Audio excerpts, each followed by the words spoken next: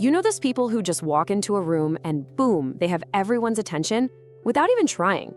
Most of us think, wow, they were just born with it. But what if I told you that's a complete myth? Yeah, that's right.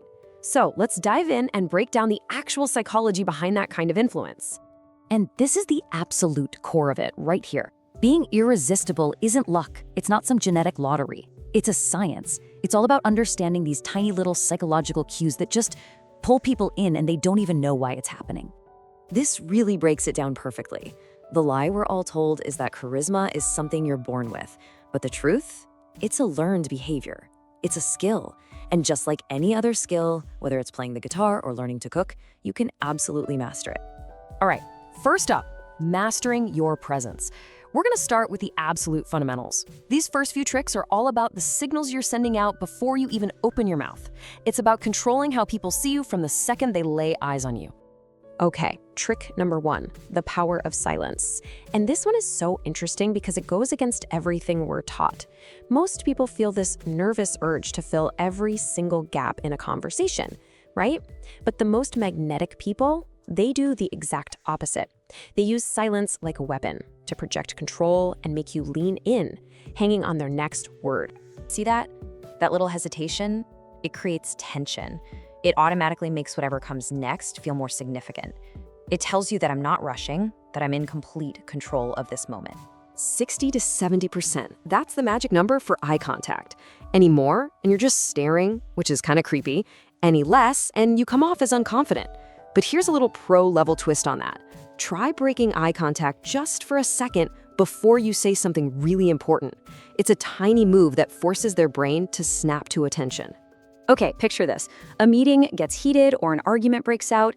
Everyone's emotional, voices are raised, except for one person. One person stays completely calm, totally centered. Who immediately becomes the leader in that room? Them.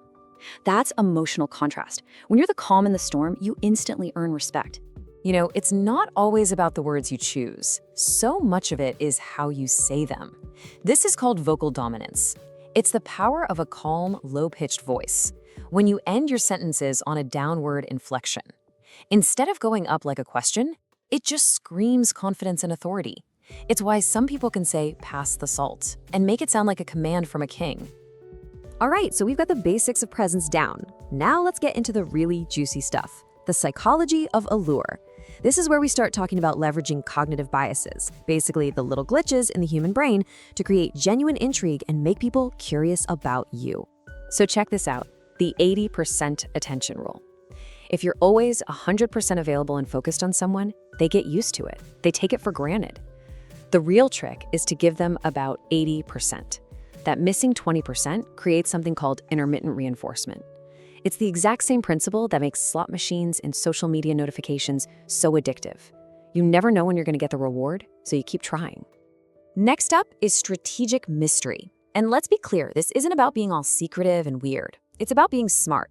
You share a little bit, give them a glimpse into who you are, but you don't give them the whole story all at once. That gap triggers one of the most powerful human emotions, curiosity.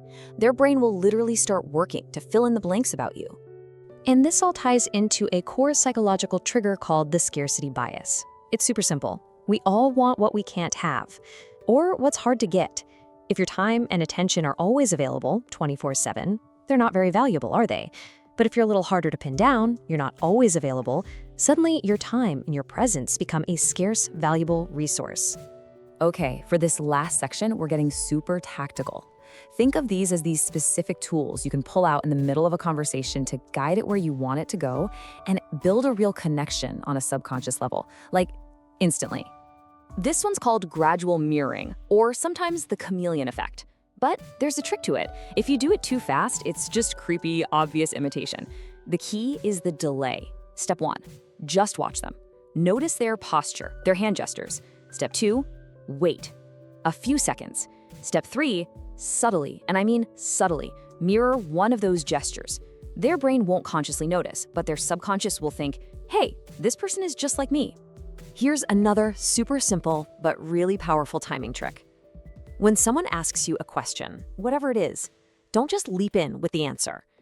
Just wait for 1 second. That tiny little pause builds anticipation. It creates a little dopamine hit in their brain, and it makes them value whatever you're about to say so much more.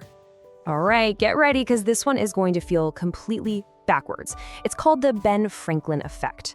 We all think that if we do favors for people, they'll like us more. But the psychology is actually the reverse. If you can get someone to do a small, easy favor for you, their brain will decide it likes you more. And here's the crazy reason why that works. It's a little thing called cognitive dissonance. Their brain has to justify their own actions. It goes, I just did something nice for this person. Why would I do that? Oh, I must like them. It's this wild mental loophole where our actions actually create our feelings. This next one, limbic resonance, might be the simplest but most powerful technique of them all. Seriously. When someone tells you how they're feeling, like they say, ugh, I'm just so drained today, all you do is repeat that one key emotional word back to them as a question. You just say, drained? That's it. It creates this powerful feeling of being understood and forms an instant bond. And our last tactic is called future pacing. The second you mention a potential shared future event, and it can be something tiny, like we should grab coffee sometime next week, you've done something really clever. You've made their brain visualize a future that includes you. It subconsciously moves your connection past the just met stage and signals a deeper investment. So look, we've gone over some seriously powerful stuff here. And this brings us to a really important point: influence with integrity. The tools themselves are neutral. The intention you have behind using them, well, that's everything. It's the thin line between creating a genuine connection and just being manipulative. And this quote just nails it, doesn't it? You don't need to chase attention when you understand how the human mind works, because attention will chase you. It's not about being the loudest person in the room. It's about understanding these subtle psychological currents. Once you get it, you don't have to chase anything. It comes to you. So just remember, the goal here isn't to trick people. The difference between influence and manipulation is all about your intent. The whole point is to use these ideas to build real, genuine connections by making the people around you feel truly seen and understood.